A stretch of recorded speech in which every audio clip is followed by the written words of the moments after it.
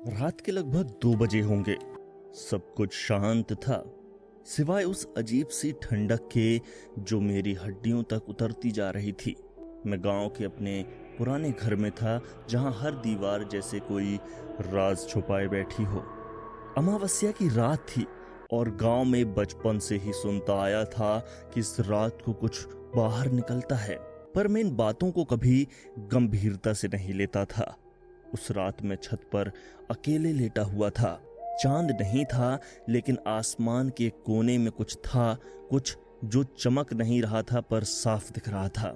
अचानक मुझे एक सर्द हवा का झोंका महसूस हुआ और तभी पीछे से किसी के चलने की धीमी सी आवाज आई, जैसे कोई नंगे पैर छत पर चल रहा हो।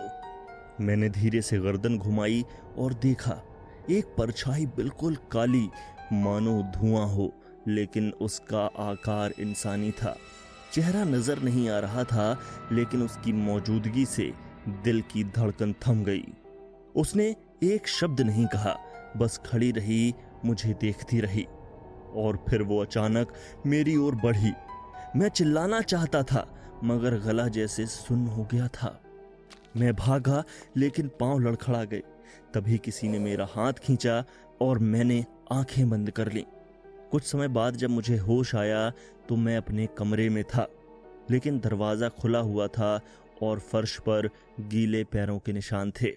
सुबह गांव में खबर फैली, रामू काका का बेटा जो रात में खेत से लौट रहा था कहीं गायब हो गया और उसे आखिरी बार उस पीपल के पेड़ के पास देखा गया था, जो पेड़ मेरी छत से साफ नजर आता है।